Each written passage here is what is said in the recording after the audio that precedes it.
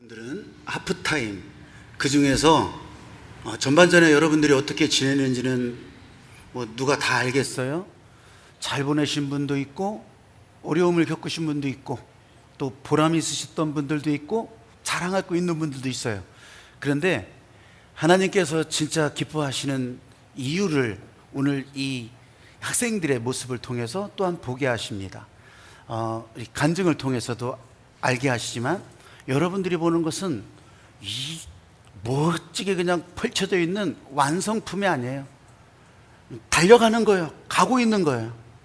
날개를 펴고 계속 날개짓을 하고 있는 거예요. 이걸 안 하고 있다면 문제지만 계속해서 주님의 부르심에 움직여 가고 있는 거예요. 이걸 보고서 왜 그렇게 하냐 저렇게 하냐 너는 이렇게 하냐 저렇게 하냐 할 필요가 없어요. 지금 여기 계신 이 중고등부 학생들과 또 여러분들이 같은 마음으로 같은 날개가 돼서 지금 날아오르고 있는 거예요. 회복 상승, 이 뒤에 그림 나와 있는 것처럼 여기에 맞는 레시피가 오늘 우리들에게 정확하게, 여러분들이 생각할 때 어떤 것인지 모르지만 정확하게 보여질 때 나는 그것을 붙들고서 우리 교회 또 여러분들의 삶에, 여러분들의 현장이 그렇게 회복 상승할 수 있게 하나님께서 디자인하셨다. 우리는 여기에 따라 순종하는 그 일만이 하나님이 기뻐하시는 일이라 그렇게 믿고 여러분도 함께 갈 수 있게 되기를 주의 이름으로 축복합니다. 아멘. 저를 따라서 해보세요. 정결함으로 나아가자. 다시 한번요. 정결함으로 나아가자. 아멘. 시편 51편 10절부터 15절까지 말씀. 사실 1절부터 다 읽어야 되는데 10절부터 15절까지만 읽겠습니다. 다윗이라고 하는 사람이 유명하잖아요. 많이 들어보셨잖아요. 근데 그 다윗이 우여곡절이 어마어마한 인생이에요. 근데 그 우여곡절 인생 가운데서도 하나님의 마음에 합할 수 있었던 한 가지를 여기서 보게 하시는 거예요. 그게 오늘의 레시피예요. 정결함으로 나가는 거. 정결함으로 나가는 거. 자, 10절부터 제가 먼저 읽겠습니다. 여러분들 나중에 읽으시고. 하나님이여 내 속에 정한 마음을 창조하시고 내 안에 정직한 영을 새롭게 하소서.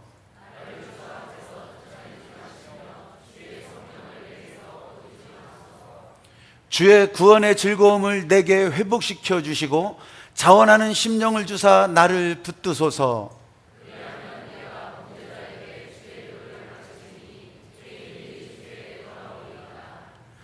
하나님이여 나의 구원의 하나님이여 피 흘린 죄에서 나를 건지소서.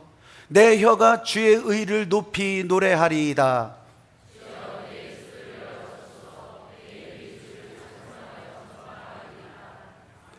아멘.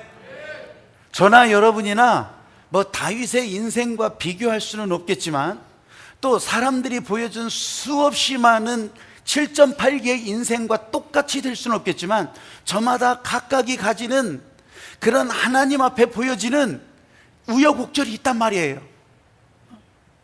그러면서 큰 아픔을 겪기도 하고 눈물을 흘리기도 하고 억울해하기도 하고 어떨 때는 희망이 안 보여서 어디로 가야 될지도 모르고. 그런데도요, 다윗을 하나님의 마음에 합한 자로 부르시고 오늘날 우리들이 기억하고 부르는 다윗이 되게 하셨던 것처럼 저와 여러분, 오늘 중고등부 여기 함께 있는 여러분 모두를 하나님께서 하나님 마음에 합한 자로 지금 불러가고 계시다고요. 저와 여러분이 이 자리에 있다면 여러분은 하나님의 마음에 부르심에 합한 자로, 할렐루야, 나갈 수 있습니다. 나갈 수 있어요. 본인도 회복하지만, 본인도 상승하지만, 아까 동영상에서도 보여주잖아요.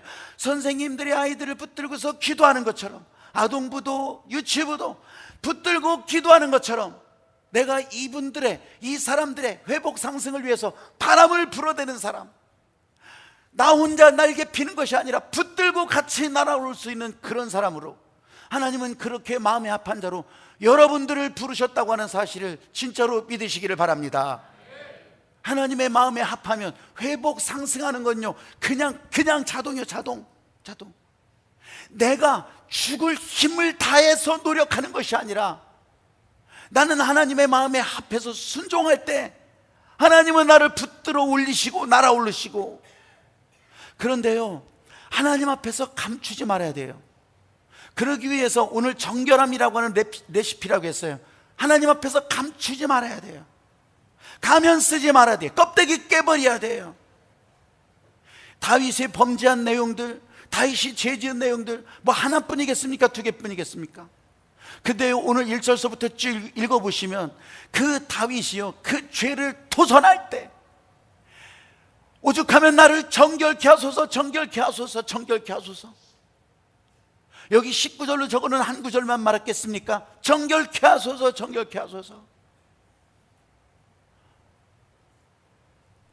한 가지, 많은 어떤 선교단체든지 아니면 어떤 곳에서든지 오류를 범하는 것이 하나 있어요. 그거 뭐냐면 이 죄를 토설하라고 하니까, 죄를 다 자백하라고 하니까, 내놓으라고 하니까, 껍데기를 깨라고 하니까, 속에 있는 거 다 끄집어내라고 하니까, 아니 그러면 목사부터 앞에 서가지고서 그렇게 다 내놓으라고 하는 거예요. 여러분, 이렇게 했던 운동들이 있어요. 그런데요, 그 운동의 결과가 다 부서지는 거예요. 그 운동의 결과가 남아있는 게 없어요. 교회가 더 부서지고 사람들의 영혼은 더 갈기갈기 부서지고. 왜 그런가 했더니 그게 마귀가 원하는 것이요. 하나님께서 죄를 토설하라, 하나님 앞에 내놓으라고 하는 것은 하나님 앞에 내놓으라고 하는 거지, 사람들 앞에 내가 이런 죄를, 내가 이런 진짜 입에 담지도 못할 그런 죄를 지고 사는 인생이라고 여러분 100번을 내놓은들 자기의예요. 자기의예요. 제가 옆에서도 지켜보고 실제로 경험을 해봐도 그건 자기의예요. 마귀가 원하는 것이요, 교만으로 달려가고, 그것 때문에 건강한 교회들을 부숴버리고, 그것 때문에 건강한 영성생활을 다 망쳐버리고. 여러분, 다윗에게 물어봤어요. 다윗에게 설교를 준비하면서 그냥 물어봐요. 다윗에게 죄 지으면서 즐거웠냐고. 아니요, 즐겁지 않았대요. 그럼 죄를 감추고 살면서 행복했냐고. 그렇지 않았대요. 그거를 다윗이 직접 기록한 그런 시편의 내용들에 다 나오는 거예요. 내가 탄식하면서 곤핍함으로 밤마다 눈물로 내 짐상을 다 적셔버렸다고. 얼마나 괴로웠으면. 시편 6편 6절에 있는 말씀이에요. 시편 32편 3절부터 5절 가운데서도 내가 이 죄를 토설치 아니할 때에, 내가 이 더러움을 토설치 아니할 때, 내놓지 아니할 때 종일 신음하고 뼈가 깎이고 주의 손이 주야로 나를 짓누르고, 이 땡여름 한볕에 가뭄에 이 목이 마른 것처럼. 여러분, 이 다윗이 이런 괴로움이 있었다고요. 죄라는 건 그렇더라고요. 이걸요, 선지자 나단이 통렬하게 지적합니다. 이 죄인아, 화면을 깨라, 껍데기를 깨라. 여러분, 다윗이요, 정신이 번쩍 납니다. 그리고 하나님 앞에 나갑니다. 거기서 이 모든 것을 다 깨버리면서, 거기서 하는 이런 내용은요 나와 있질 않아요. 그걸 일일이 또 기록해가지고 녹음해가지고서 또 그래가지고 왜 이렇게 했어요, 저렇게 했어요, 당신 옛날에 이러잖아요. 이게 다 마귀짓이라는 거예요. 마귀짓. 이게 마귀짓이요. 다윗은 하나님 앞에 나갔어요. 그러면서 거기서 다 내놓아요. 여러분, 사람들이 병들게 되고 사람들이 고통받게 되는 것의 원인이, 여러분, 이런 거 저런 거 다 떼버리고 다 그 근원을 찾아가면요, 에덴 동산에서 하나님의 말씀을 어긴 죄로부터 시작되는 거예요. 여기서부터 시작되는 거예요. 그러면 그 얘기는 하나님의 말씀을 어겨서 죄가 시작됐다면 하나님의 말씀으로 죄 사함을 받으면 되는 거잖아요.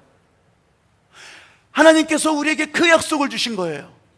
그 죄를, 고통의 근원을 없애기 위해서 내가 너희들에게 길을 내줄 텐데, 너희들은 짐승을 잡아서, 그것이 어떤 형태의 짐승이든 짐승을 잡아서 피를 내고 그 목숨에 너희 죄를 얹어서 그것을 피를 내고 고기를 다 태워버리면 내가 죄 없다 하겠다. 그게 하나님이 구약시대에 약속했던 것이에요.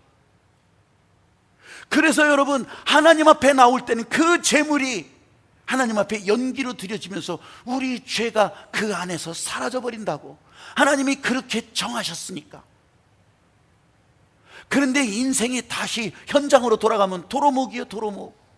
다시 또 죄짓고 또 내 대신 죽을 짐승을 가져오게 된단 말이에요. 하나님이 이것도 원치 않으셨어요. 그래서 단 한 번 예수님께서 십자가에서 대신 달려 죄의 희생물이 되어주시고, 이제는 더 이상 짐승도 끌고 오지 마라. 그러면서 내가 정한 대로 예수님의 십자가 보혈, 십자가에 흘린 그 피만 너희들 가운데 선포해라. 그러면 내가 죄 없다 하겠다. 할렐루야. 죄는 누가 졌었어요? 하나님이 정하셨어요. 그 하나님이 정하신 것을 죄 없이 하는 방법을 이 십자가에서 주셨다고. 여러분, 왜 십자가가 우리의 자유입니까? 이래서 자유가 되고, 이래서 기쁨이 되고, 이래서 행복이 되고, 여태는 내가 어떻게 해서든지 그걸 없애보려고, 내 죄에 대한 괴로움을 없애보려고 그렇게 노력했었는데, 그렇게 무릎팍기까지도록 기어댕겼는데, 그렇게 애를 써봤는데 그거 아니라는 거예요. 예수님의 십자가 앞에서 이 보혈의 권능으로 그렇게 용서되는 기쁨을 여러분들이 받아들이기만 하면, 아멘 하기만 하면 여러분들에게는 이 자유함이 흘러가는 거예요. 할렐루야. 그래서 죄 사함을 받으라. 이 다윗의 고백도 그런 거예요. 죄가 하나님 앞에 드러나게, 죄가 하나님 앞에 드러나게, 내 죄를 아뢰고 내 죄악을 숨기지 아니하였더니 곧 주께서 내 죄의 악을 다 사하셨나이다. 할렐루야. 여러분, 이 감격을요, 다윗이 여기서 멈추지 않은 거예요. 한번 따라해 보십시오. 은혜를 말하자, 복음을 말하자. 세상 방식은요, 지난주에 말씀드린 거 가운데 경향성이라는 말이 있어요. 경향성. 세상 방식에 익숙하면요, 은혜 받는 것은 받는 거고, 주일 예배는 주일 예배고, 아이 내 인생은 내 인생대로 사는 거지, 이렇게 그냥 똑같이 산다니까요. 이게 경향성이에요. 이게 경향성. 그런데 은혜 앞으로 나오기를 자꾸 힘쓰면, 복음 앞으로 자꾸 나오기를 힘쓰면, 하나님의 은혜 가운데 들어오기 시작하면 아예 새로운 사람으로 살아가게 하시는 거예요. 내가 우리 청소년들이 그렇게 미친 듯이 찬양하고, 온몸이 부서져라 찬양하고, 그렇게 목이 터져라 기도하고, 그렇게 했던 그것이 수련회잖아요. 그러면 그 수련회 이후의 삶은 어떻게 될까? 이게 내가 우리 사역자들에게 요청하는, 그게 우리들의 하는 일이라고. 그게 우리들이 하는 일이라고. 그 다음에 그걸 끌고 가기 위해서 어떤 곳에서는, 여러분 안 해도 그만이요. 근데 이 영혼들에 대한 사명과 이 영혼들이 이 중국 다음 세대에 대한 영혼들이 또 살아나야 되기 때문에, 그래서 이것이 꺼지지 않도록 학교 모임도 이어지는 거고, 그래서 또 주중에 또 학기 중에 그런 모임들을 자꾸 끌어내주는 거고. 근데 아이들이 학교 시간표에 매이다 보면 어려우니까, 그래서 수련회에 더 집중해 주려고 하는 거고. 은혜를 말하고 복음을 말할 수 있는 현장이 있어요. 현장. 다윗은요, 이렇게 막 고백을 합니다. 13절 15절 우리가 같이 읽었어요. 주여 내 입술을 열어주소서. 내 입이 주를 찬송하며 전파하리이다. 범죄했어요. 아주 죄를 졌어요. 그런데도 주님 앞에 가까이 나가는 거예요.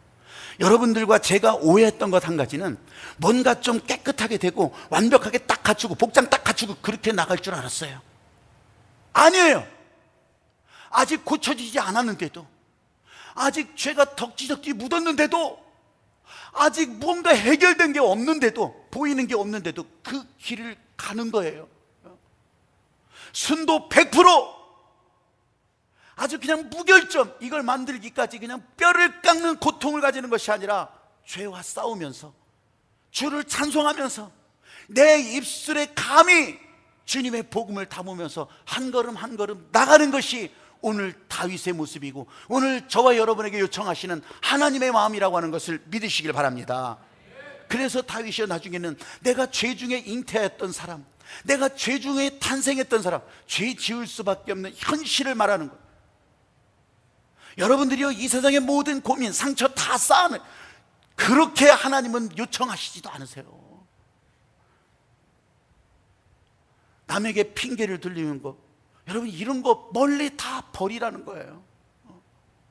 원망하고 불평하는 말이, 그런데 그런 말이 내 입술에 있다면 뽑아버리라는 거예요. 뽑아버리는 심정으로, 그 혀를 뽑는 심정이 되시라는 거예요.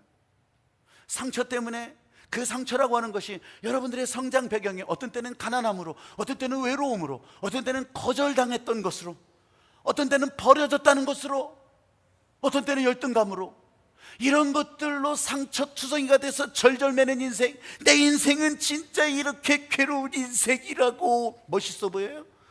여러분 눈에도 멋있어 보이질 않아요. 하나님 눈에도 절대 마음에 들지 않으세요. 하나님은 그걸 기뻐하시지도 않으세요. 내가 그 절절매는 인생을 따라가고 있다면 돌아서시라는 거예요. 거기서 절절매고 있는 그런 여러 가지 사연들이 있다면 끊어내라는 거예요. 그게 죄와 싸우면서 나가는 거예요. 상처 보따리가 여전히 있지요. 그런데 그 보따리를 가지고 나가라는 거예요. 여러분, 상처 입은 치유자라는 말이 뭔지 아세요? 상처가 다 낫고 다 회복되고, 그래서 다른 사람들 한번 나는 이런 사람이니까 이거 간증도요, 이런 간증은 제가 시키지도 않아요. 당신은 나섰지, 당신은 잘났지. 여러분, 이지선이라고 하는 사람, 진짜 그 얼굴이 아름답고 정말 촉망받던 그런 젊은 대학생이 음주운전자의 사고로 완전 얼굴이 엉망진창 난리치고 손이고 뭐고, 그랬던 이지선이 몇 번의 괴로운 수술을 거쳐가면서 13년 15년 동안 공부해가면서, 그렇게 하면서 지금은 한동대학교 교수가 돼서 여전히 그 모습이 말끔한 모습이 아니잖아요. 상처 입은 치유자. 로봇다리 김세진의 이야기를 여러분들에게 들려주는 이유는 뭐예요? 그 로봇다리가, 이 쇠 다리가 바뀌어지질 않아요. 근데 그럼에도 불구하고 그는 더 공부해서 이 상처가 그대로 있는 그 마음 그 자체로 다른 사람들의 치유자가 된다는 거.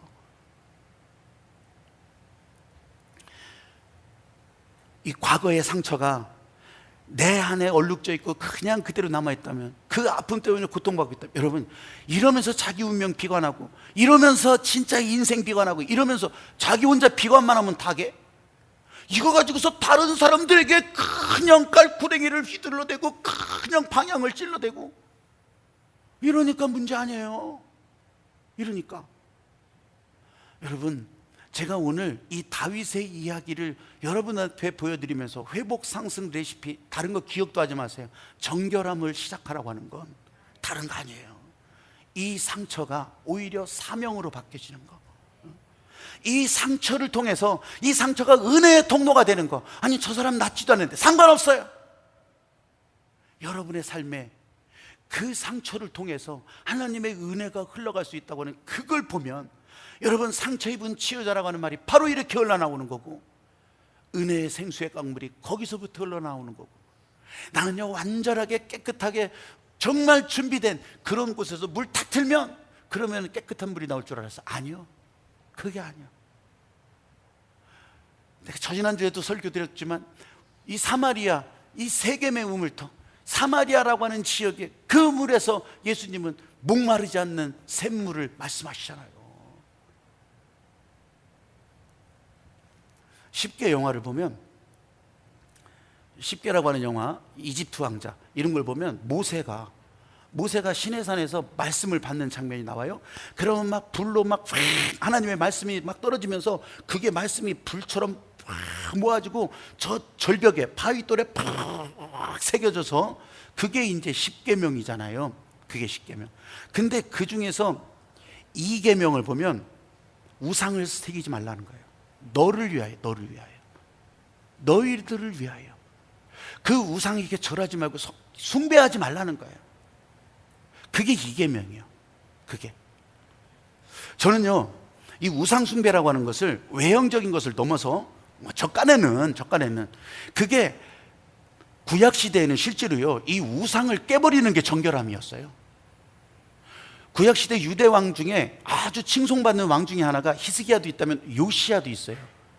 그 요시야라고 하는 왕이 그렇게 칭찬을 받았던 이유는 다른 거 아니에요. 예루살렘을 정결하게 했다는 거예요. 그게 뭐냐면 다 우상을 깨고, 하여튼 이렇게 생긴 우상 저렇게 생긴 우상 다 깨버리는 거야. 그래서 예루살렘을 정결하겠다는 거예요. 나는 이 외형적인 거, 보여진 우상, 처음에는 이것만 봤죠. 그런데 복음 시대를 보니까 그게 아니요. 하나님보다 더 앞선 것이 있다면 그게 다 우상이라는 거예요. 하나님보다 더 중요하게 여기는 게 있다면 그게 다 우상이라는 거예요. 야, 이것까지만 해도 수준이 엄청 올라가는 거예요. 그런데 오늘 이 다윗의 고백을 읽으면서 다윗의 정결케 하소서, 정결케 하소서, 이 고백을 읽으면서 하나님 앞에 더 말씀 가운데로 들어가 봅니다. 여러분, 너희를 위해서 새긴 우상, 이 말씀이요, 더 들어가 보니까 하나님은 더 근본적인 것을 말씀하고 있는 거예요. 그건 뭐냐면 다 보여지던 것들, 지금 오늘 내 옆에, 여러분 옆에, 아니면 더 많이 돈 벌게 하는 것, 더 안정적으로 나가게 하는 것들, 아니면 뭐 더 크게 가지고 싶은 것들, 더 빛나게 하려고 하는 것, 여러분, 이게 하나님보다 앞서 있으면 이게 다 우상이거든요. 근데 이게 왜 우상이 되게 할까? 왜 하나님보다 더 중요시 여기게 할까? 여기에 근본적인 키가 있었던 거예요. 이게 뭐냐면 나라고 하는 존재. 야, 전부 다요, 나라고 하는 존재가 연결되어 있는 거예요. 하나님을 위하여 말은 그렇게 붙이죠. 근데 나를 위하여. 나라는 사람이 없으면 아무것도 아니게 만든 거예요. 물론 나라고 하는 사람이 여기 있으니까 이런 말씀을 듣는 거지. 근데 하나님의 말씀을 따라가면서 하나님의 회복 상승의 레시피를 따라가는 사람으로 살려면 내가 중심이 아니라 하나님이 중심이 되라는 그 얘기예요. 근데 전부 나를 무시해? 내가 실패한 인생이라고? 내가 지금 어려움을 당하고 있는데 나를 이따위로 대접해? 저는 우상이라고 하는 말이 그냥 듣기에도, 금방 보기에도 알아들을 수 있는 그런 말이라 거기로만 다 모여질 줄 알았지만 그것에 더 근본 들어가 보니까 에덴 동산에서 마귀가 꼬셨던 게 뭐예요? 너도 하나님과 똑같이 될 수 있다. 너도 하나님과 같이 볼 수 있다.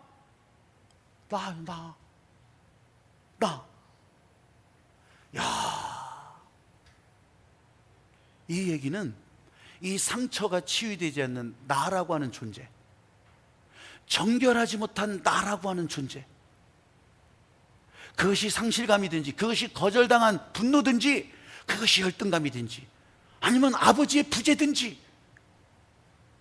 이런 것이 이렇게 형성된 자기가 하나님에 대해서 대적하고 있다니까요. 하나님의 행복에 대해서 대적하고 있어요. 다윗이 그랬어. 그래서 나를 정결하게 하소서, 나를 정결하게 하소서. 이 말이요, 그냥 성경의 한 구절이지만 살아 움직이면서 춤을 추는데 다 보여주는 거예요. 다윗이 집안 형제들로부터 이 따돌림 당해가지고서 저 들판에서나 양을 치며 지냈던, 그러면서 가졌던 그 마음이 왜 없었겠어요? 나는 이게 무슨 꼴이야 이게 도대체? 나는 왜 태어나서 도대체? 이게 성경에 다 나오는 얘기요. 여러분, 이것이 그대로 부메랑이 돼서 나중에는요, 압살롬이, 이 다윗의 아들이요, 반역을 해오는 거예요. 자기 부하장수와 결탁을 해서 반역을 해오는 거예요. 진짜 하나님께서 우리 인생의 내비게이션이라는 게 이런 거예요. 나라고 하는 거. 나라고 하는 것이 하나님보다 앞서 있는, 여러분은 안 그렇다고 생각할지 몰라요. 그런데 어느새 나라고 하는 것이 그렇게 하나님보다 앞서 있다니까.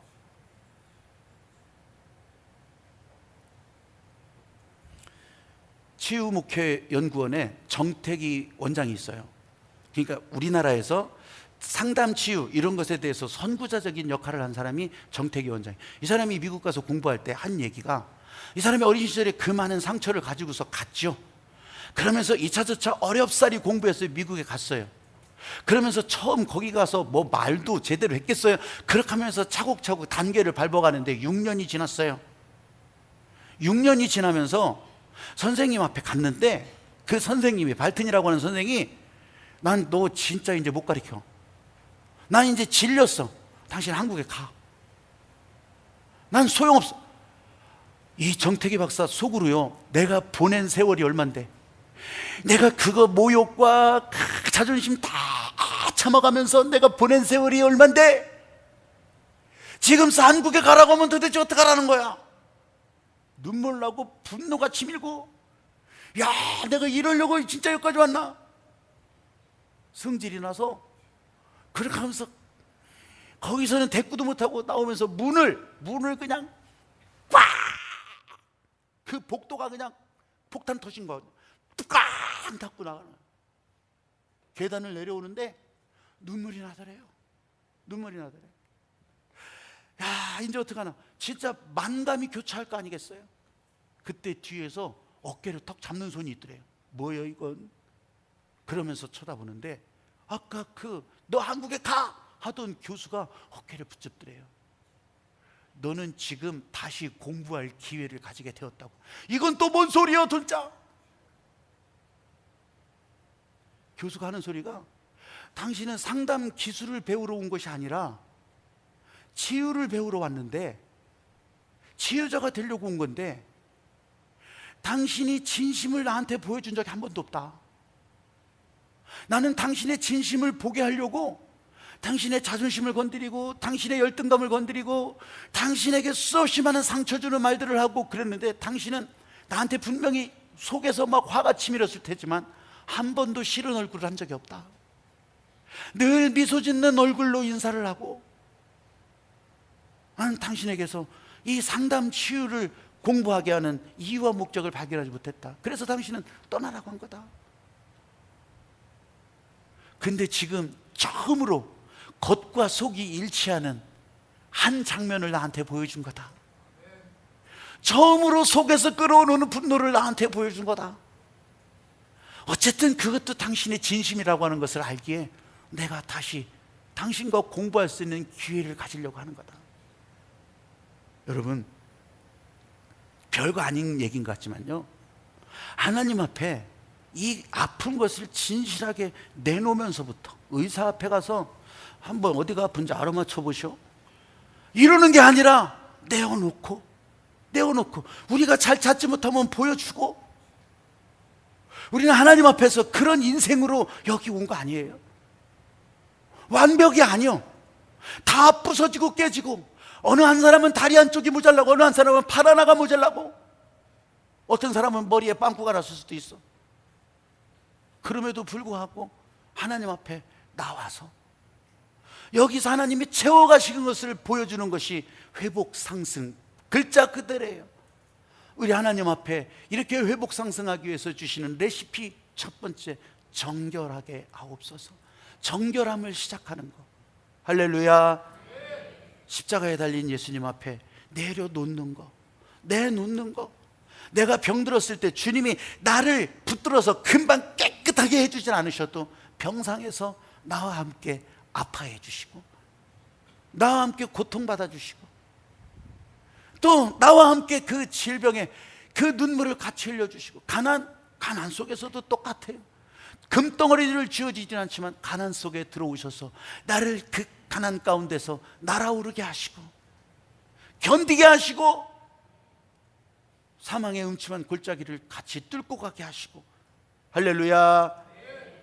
사랑하는 여러분, 아파하실 때 하나님은 그 아픔을 다 보고 계시고, 십자가의 아픔으로 대신해 주시고, 주의 구원의 즐거움을 내게 회복시키시고, 자원하는 심령을 주사 나를 붙들어 주시고, 오늘 저와 여러분이 하나님 앞에 이 마음을, 정결함의 시작은 가면을 깨고 내놓는 거라고 했는데, 이제 여러분이 이 마음을 하나님 앞에 내놓기를 바랍니다. 찬양하는 가운데 보여드리세요. 이 사람이 뭘 보여주나 귀 기울여 들을 필요도 없어. 그냥 보여주세요. 찬양하는 가운데 정결함은